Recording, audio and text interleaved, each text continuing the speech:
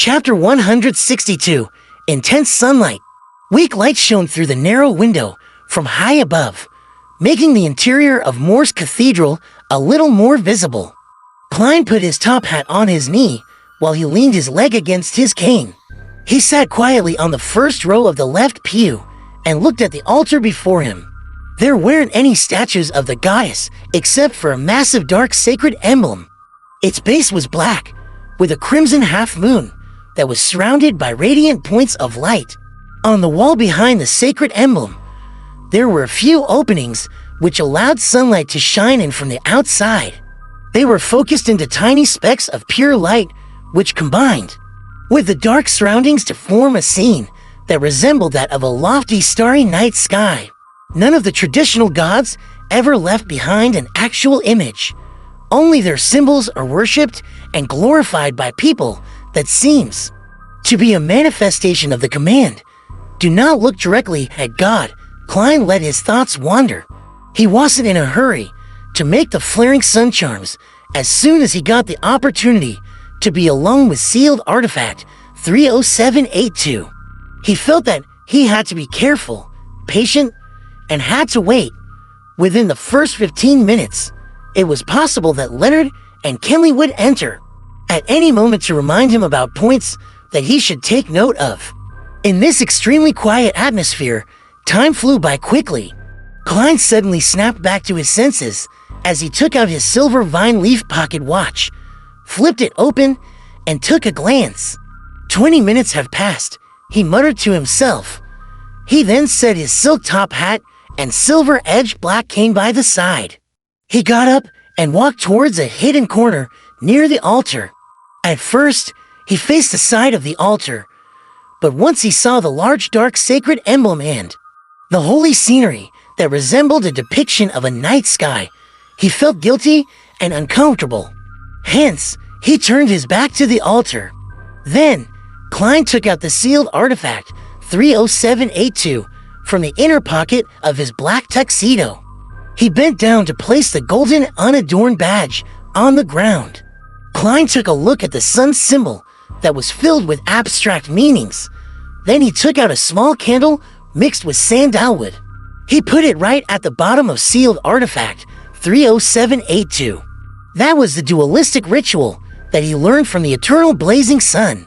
He used an item that was closely related to the deity to represent him, while he used the candle to represent himself. He took a deep breath to ease his tense emotions. Klein then took out the items required for the ritual, one after another, including a carving knife to thin gold slices, sun essential oil extracted from the combination of black rim sunflower, golden rim sunflower, and white rim sunflower, golden hand-fingered citron powder, and also rosemary powder. After that, Klein adeptly used the silver ritual dagger to guide the flow of spirituality. He guided it to flow around the simple altar and created a shapeless sealed wall. He squatted down, placed the silver dagger down, and extended his right hand. He lit up the candle that represented himself by rubbing his spirituality. Under the flickering dim light, Klein picked up the sun essential oil and dripped a drop onto the flame. With a puff, an illusory fog spread out with a slight scent of sunlight. After burning the fingered citron and rosemary powder, Klein held the carving knife and golden slices.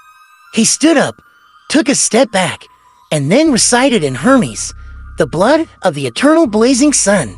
You are the inextinguishable light, the embodiment of order, the god of deeds, the guardian of businesses. Inextinguishable light, embodiment of order, god of deeds, and guardian of businesses were all parts of Eternal Blazing Sun's honorable titles. If there wasn't the prefix of the blood of the Eternal Blazing Sun, the ritual would require the god's response to proceed. If so, Klein suspected that the Eternal Blazing Sun would recognize him as the disrespectful person that looked at him directly. Then, Leonard and Kenley would only find a pile of black ashes when they entered. Plus, the ritual had to be conducted via ancient Hermes, a ritualistic language that stemmed from nature. Only a language without any protection, but had outstanding effects, could allow an incantation to sidestep around the eternal blazing sun and point towards the mutated sun's sacred emblem. At the same time, as he was stealing the power from a deity, Klein had no way to divine if it would be successful ahead of time. He felt that it would result in him directly dealing with the deity again. So, he could only recite the rest of the incantation with a strained heart. I pray to you. I pray for you to give me strength. Give me strength to complete the flaring sun charm. The blood of the eternal blazing sun, please transfer your strength into my charm. O fingered citron, a herb that belongs to the sun, please bestow your powers to my charm. As the incantation neared completion, Klein suddenly felt something light up before him. The simple gold badge radiated with an intense light, as though the sun had descended onto the land. Klein suddenly found himself enveloped in extreme heat. His hair was heating up rapidly, and was almost on the brink of igniting. His feet felt like they were stepping barefoot on yellow sand that had been exposed to the midday sun. And his face and body were greeted with the hot wind blowing from every direction. In that instance, he felt that he needed to do something to let the burning energies out. Otherwise, he would turn into a human candle. It required almost zero thought as Klein lifted both his hands.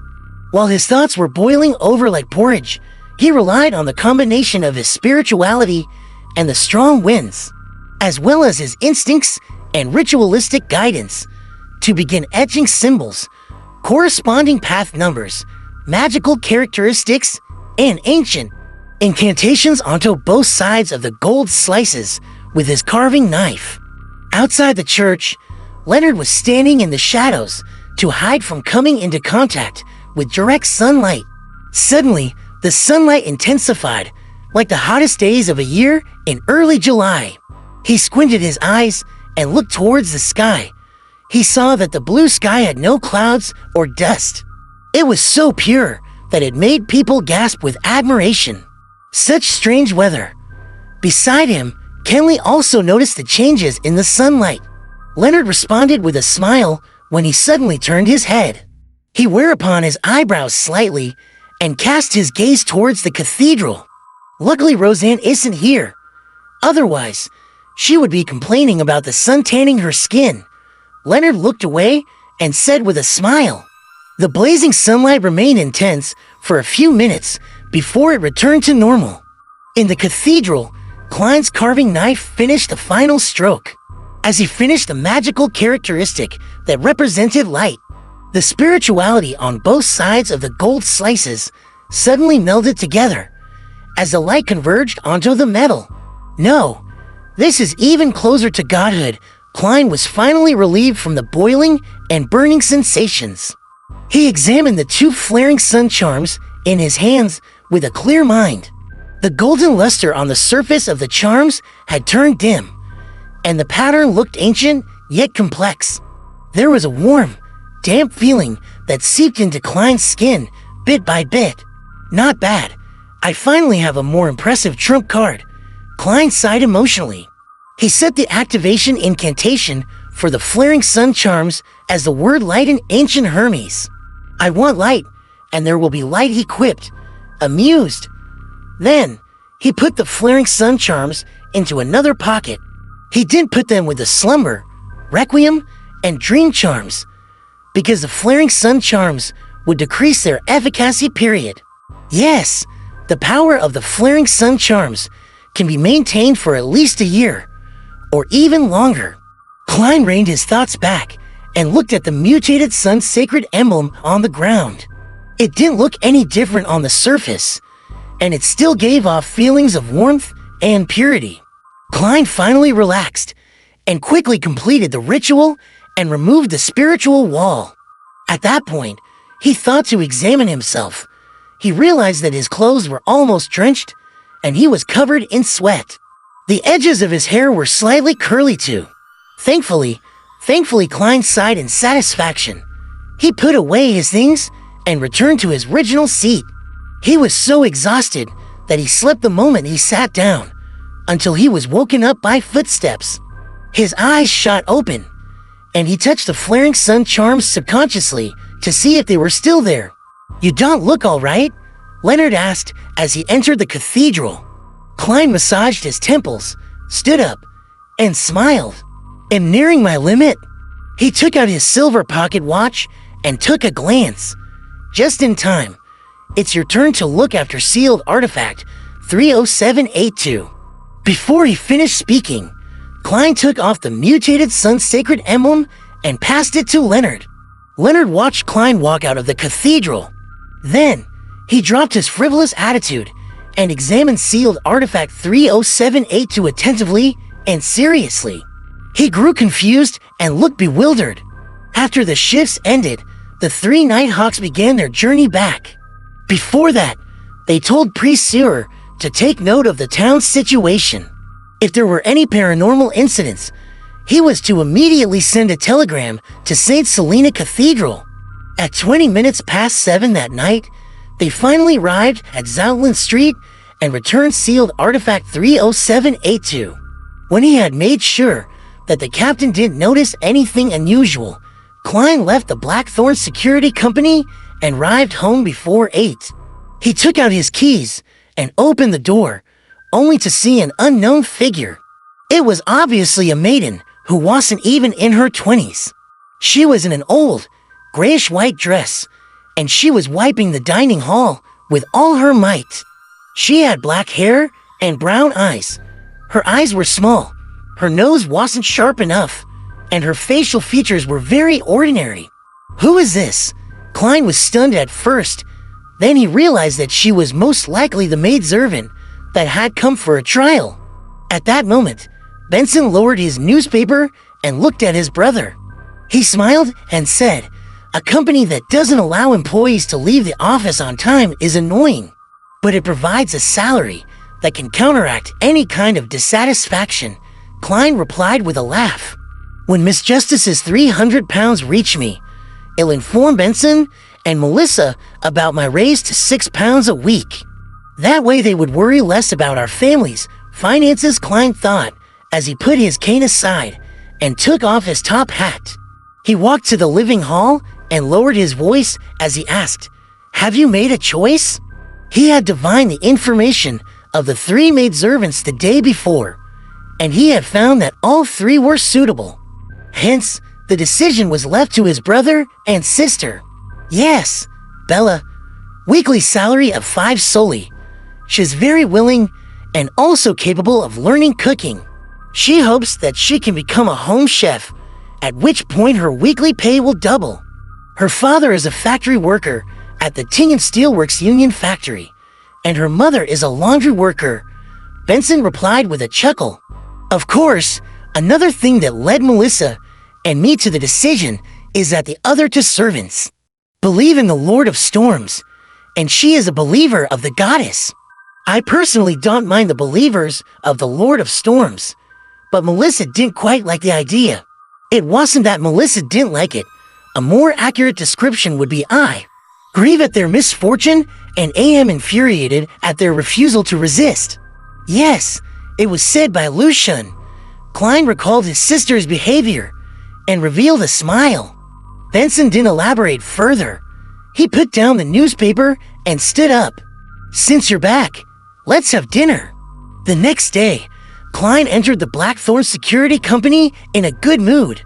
"Good morning." Roseanne looked to the left and then the right.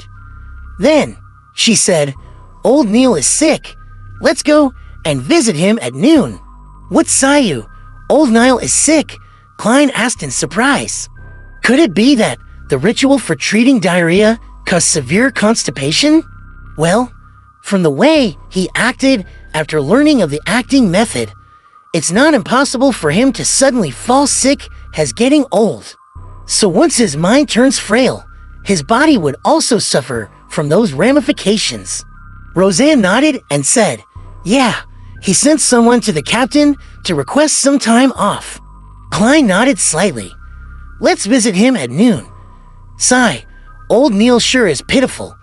His wife passed away early, and his son is busy in some other city. When he's sick, All he can do is stay at home in loneliness and helplessness. That was the first thing he recalled from his first visit to old Neil's house. Listening to Klein's sigh, Roseanne opened her eyes wide and asked in shock, "When did old Neil get married?"